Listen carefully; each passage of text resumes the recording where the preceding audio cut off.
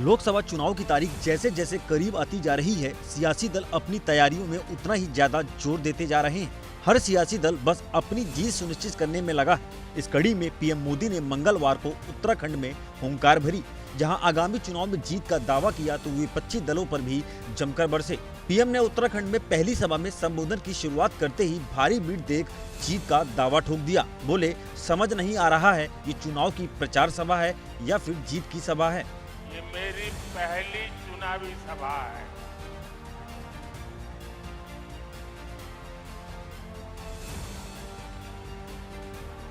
अब मैं तय नहीं कर पा रहा हूं ये प्रचार सभा है कि विजय सभा है। इसी दौरान अचानक से भीड़ में एक शख्स पर पीएम मोदी की नजर पड़ी, जो उनकी और उनके माता की फोटो लेकर पहुंचा था। तो पीएम मोदी ने शख्स से फोटो नीचे करने का आग्रह किया और उस फोटो के लिए शख्स का आभार जताया।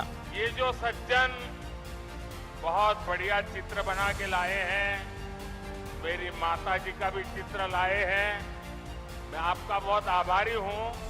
लेकिन आप ये ऊंचा करते तो पीछे वाले देख नहीं पाते। क्या आप इसको नीचे रख देंगे? इसको नीचे रख देंगे आप?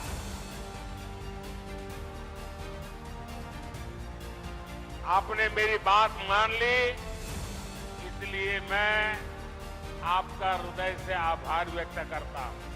पीएम मोदी ने आगे अपने संबोधन में विपक्ष की सरकार पर निशाना साधते हुए तंज कसा। कहा, हमारी सरकार ने जो भी कार्य 10 सालों में किए वो तो सिर्फ अभी टेलर है, आगे आगे देखिए क्या क्या होता है। ये जो 10 साल में हुआ है ना, पहले वालों से बहुत ज्यादा हुआ है।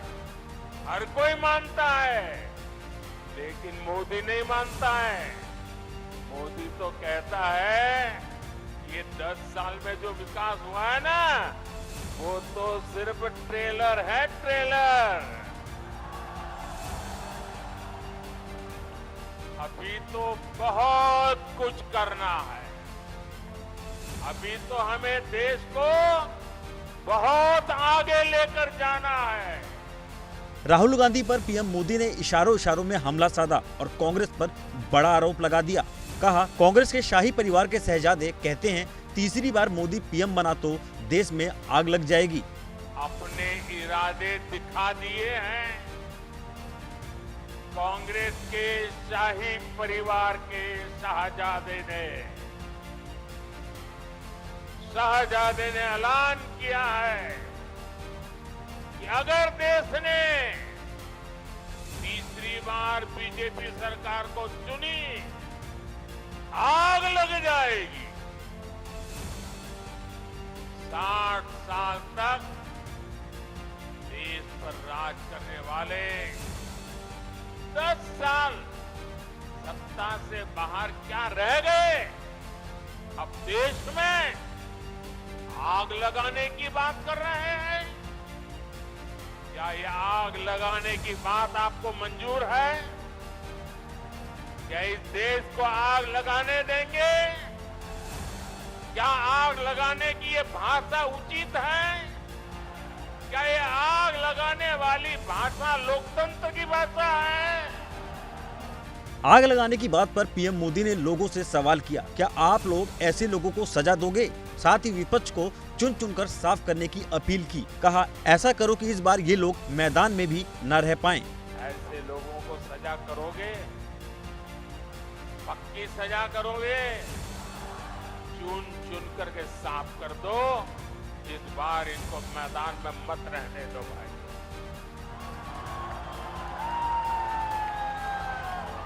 आगे पीएम मोदी ने कांग्रेस को फिर आड़े हाथों लिया और इमरजेंसी लगाने के फैसले पर निंदा की।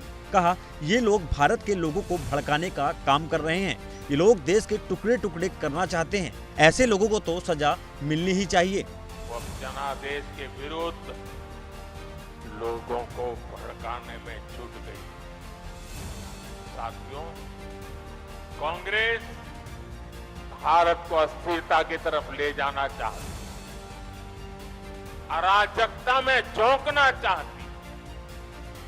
कर्नाटका में कांग्रेस के एक बड़े नेता ने दक्षिण भारत को देश से अलग करने की बात कही, दो टुकड़े करने की बात कही। आप मुझे बताइए, देश के टुकड़े करने की बात करने वालों को सजा मिलनी चाहिए कि नहीं मिलनी चाहिए? भारत की बात रोहित सिंह सावल के साथ सिर्फ एबीपी न्यूज पर।